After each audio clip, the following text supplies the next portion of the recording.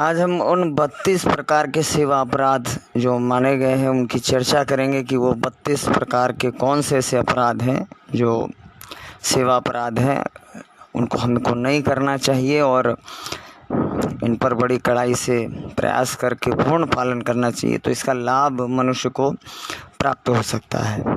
पहला, अब हम चर्चा करेंगे उन 32 की कि वो कौन कौन से 32 सेवा अपराध माने गए हैं, उनका क्रम क्या है, तो और क्या क्या है जिसमें निषेध है, कुछ मना किया गया है, तो उसका भी पालन करेंगे। तो एक में कहा गया है कि सवारी पर चढ़कर अथवा पैरों में खड़ाऊ पहनकर श्री भगवान के मंदिर में जाना। दूसरा है रथ यात्रा, जन्माष्टमी आदि उत्सवों को न करना या उनके दर्शन न करना। और तीसरे में श्री मूर्ति के दर्शन करके प्रणाम न करना। चौथा, अशुचि अवस्था में दर्शन करना। 5वें में एक हाथ से प्रणाम करना। 6, परिक्रमा करते समय भगवान के सामने आकर कुछ न रुककर फिर परिक्रमा करना अथवा केवल सामने से ही परिक्रमा करते रहना। 7वां है भगवान श्री भगवान के श्री विग्रह के सामने पैर पसार कर बैठना। 8वां है श्री भगवान के श्री विग्रह के सामने दोनों घुटनों को ऊंचा करके उनके हाथों से लपेट कर बैठ जाना। 9वां है श्री भगवान के श्री विग्रह के सामने सोना। 10वां है श्री भगवान के श्री विग्रह के सामने भोजन करना।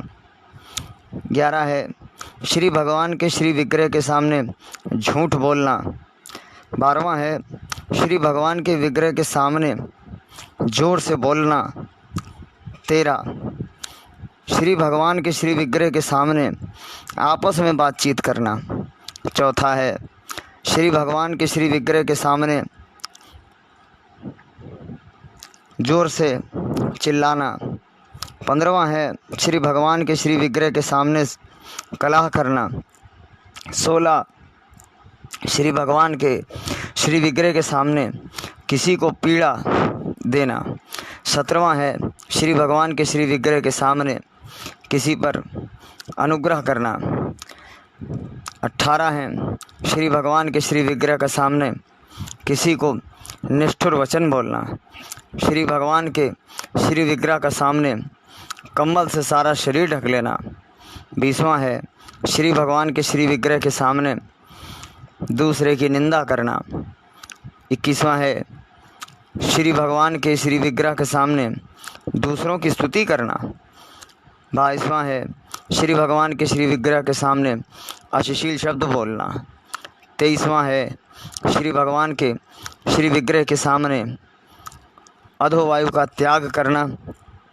24वां है शक्ति रहते हुए भी गौड़ अर्थात सामान्य उपचारों से भगवान की सेवा पूजा करना।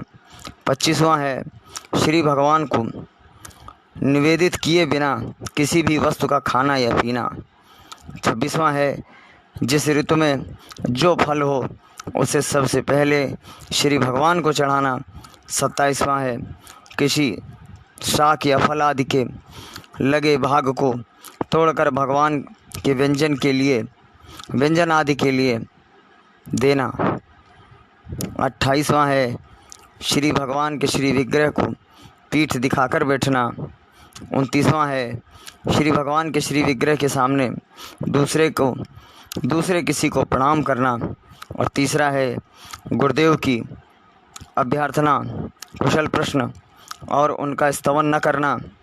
31वां है अपने मुख से अपनी प्रशंसा करना। और 32वां है किसी भी देवता की निंदा करना। ये सारी चीज़ों का वर्णन जो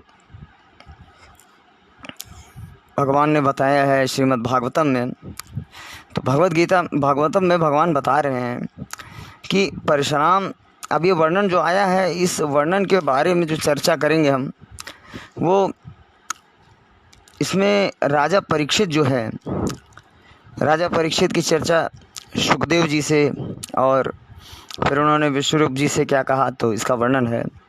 राजा परीक्षित ने पूछा, भगवान देवराज इंद्र ने जिससे सुरक्षित होकर शत्रु की चतुरंगड़ी सेना को खेल खेल में अनायास ही जीत कर त्रिलोकी की राजलक्ष्मी का भोग किया, आप उस नारायण कवच को मुझे सुनाइए और यह बतलाइए भी कि उन्हें उसे सुरक्षित होकर रणभूमि में किस प्रकार आक्रमणकारी शत्रुओं पर विजय प्राप्त की।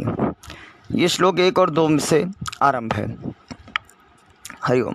श्री सुखदेव जी ने कहा, राज परीक्षित, जब देवताओं ने विश्व स्वरूप को पुरोहित बना लिया तब देवराज इंद्र के प्रश्न करने पर विश्वरूप ने उन्हें नारायण कवच का उपदेश किया। तुम एकाग्रचित्त से उसका श्रवण करो। विश्वरूप ने कहा, देवराज इंद्र, भय का अवसर उपस्थित होने पर नारायण कवच धारण करके अपने शरीर की रक्षा कर लेना चाहिए। उसकी विधि यह है कि पहले हाथ पैर धोकर आचमन करें, फिर बाद में कुश की पवित्री धारण कर उत्तर मुंह बैठ जाएं। इसके बाद कवच धारण पर्यंत और कुछ न बोलने का निश्चय करके पवित्रता से ओम नमो नारायण, ओम नमो भगवते वासुदेवाय इस मंत्र के द्वारा हृदय न्यास तथा अंगुष्ठ कर न्यास करें। पहले ओम नमो नारायणे इस अष्टाक्षर मंत्र के ओम आदि का 8 अक्षरों का क्रमशः पैरों, घुटनों, जांघों, पेट, हृदय, वक्षस्थल, मुख और सिर में न्यास करें अथवा पूर्वोक्त मंत्र के